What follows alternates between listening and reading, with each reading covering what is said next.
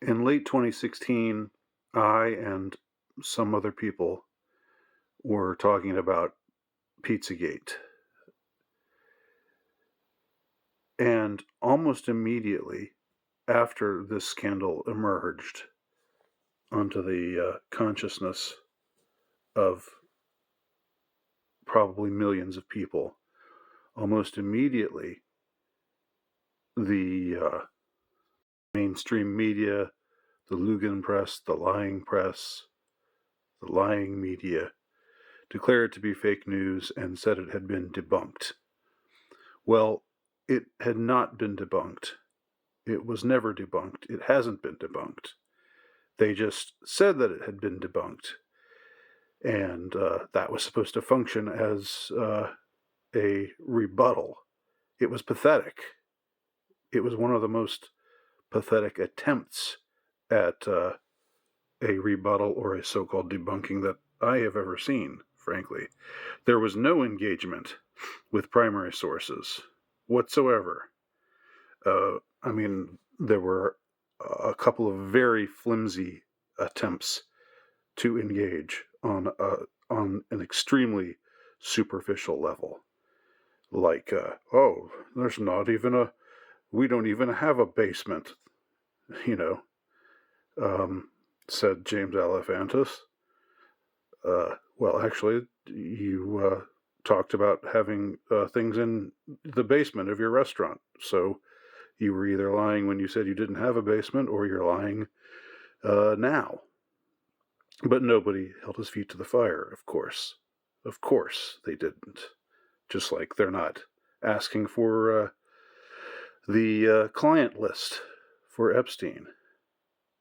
I mean, I'm probably not telling you anything you don't already know, but I'm just giving some context for what I'm about to talk about.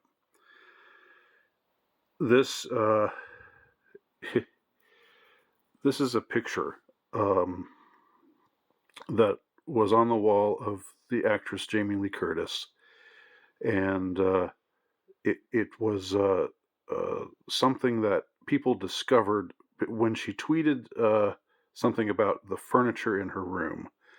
These chairs that she had that she'd gotten from a movie set, and how happy she was with them, and how much she liked these chairs. And this picture was on the wall, and she didn't even talk about it. It was just background. It wasn't even the subject of discussion. But people noticed it, just like they noticed all the things that they noticed back in 2016 in the Podesta letters and at Comet Pizza Ping Pong's Instagram page and other places as well. Just like they were noticing a couple of months ago with Balenciaga and other high-end fashion retailers and the photographers and artists affiliated with them, and the kind of art, quote unquote, that they seem to be into, what seems to turn them on, what seems to really push their buttons. Children in distressed situations, sexualized children, vulnerable children, naked children, shirtless children. So, I've never had a single thought about Jamie Lee Curtis as really one way or the other. She just doesn't. She's never really registered with me. I was never into the Halloween franchise, so she didn't really matter to me, even as a cultural or pop cultural figure. But I understand for people who are fans of Halloween or who liked her in other things that she was in. I can understand, being disappointed or disgusted or appalled, or even, one in denial, wanting to feeling defensive, because I'm sure that people in Hollywood and in the entertainment industry that I like whose music I've liked, whose movies I've liked, whose acting I've liked. I'm sure they're complicit as well. So I know the feeling of wanting to deny that there's anything to see here. But there is something to see here. This is a picture that, again, it, in case you can't make it out very well, because this is kind of low res, and I'm a low tech individual. But what you have here is a little girl, maybe, I don't know, 10 or so, who has been made to pose naked in this contorted position, or so it seems to be naked, in this contorted position, in a suitcase or I don't even know what that thing is, like just a small container. And Jamie Lee Curtis, after so many people were commenting on this picture, saying, "What the hell, Jamie Lee? What's going on here with this picture on your wall?"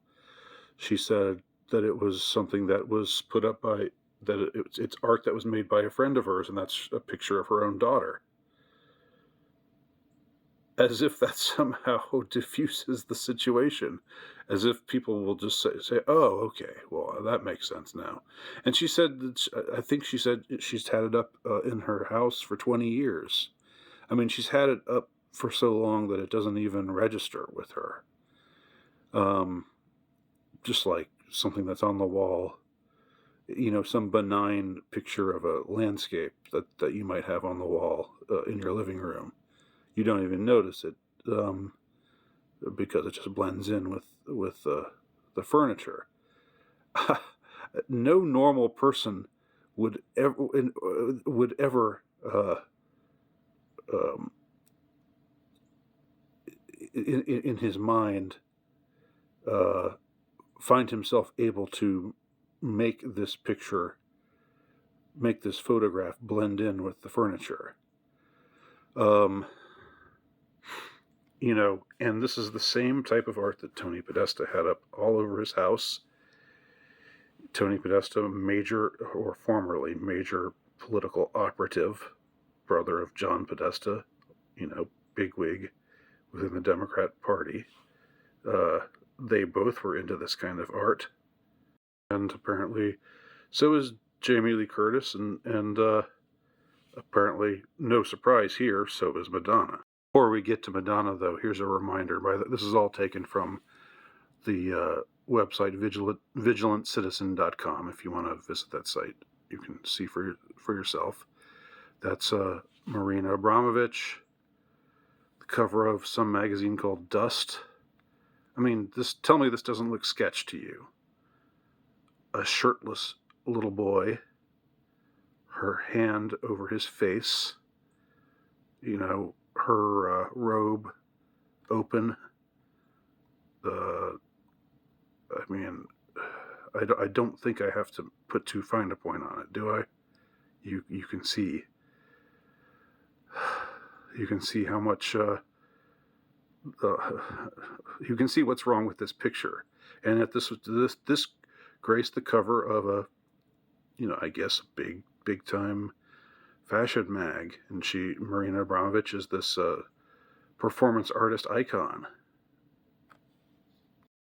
Another picture from the cover of Dust magazine.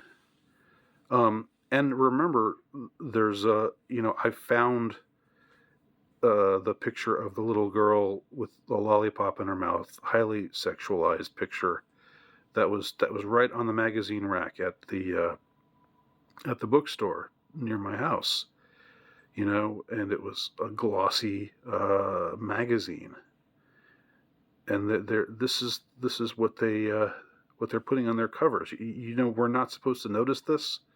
We're not supposed to comment on this. We're not supposed to say there's something wrong with this.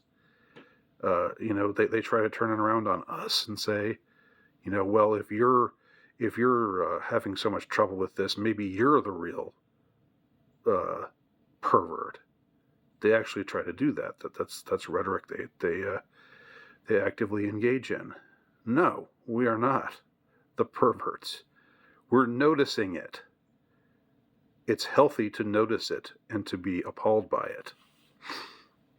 It's not healthy to create it and to mass produce it and to put it out there, which is what you do, not us. So now to Madonna, and in a way, I kind of wish I didn't. I'm in a way, I feel like I'm being part of the problem even by drawing attention to this, because obviously Madonna is 64 years old. I'm not as old as she is, but I'm also not young. I remember when Madonna was young and hot and a new fresh-faced, innovative, supposedly innovative. I was never a fan, but I remember her in the 80s when she was could be called a legit pop star. But she's 64 years old now. It's just pitiful, and so I want to just ignore this, but this is on the cover of Vanity Fair. There's this photo shoot that they've done, and there's a couple of other pictures that maybe you've seen where it's Madonna as the Madonna, as the Virgin Mary, with her heart being pierced by arrows, as is often depicted in icons of the Blessed Virgin Mary. And there are shots of her in a blasphemous parody of the Last Supper, which looks like a lesbian orgy. And then there's this picture that I really want to hone in on, because look at whatever the thing is that she's wearing. We see dead baby parts there, baby face, baby heads. This creature to her right in white is holding a depiction of a baby. You've got this demonic looking figure. I mean, I said to her right, to her left, but to our right. And the red demonic figure on the left, in this mocking ballet pose. And again, dead children, dead babies hanging all over her.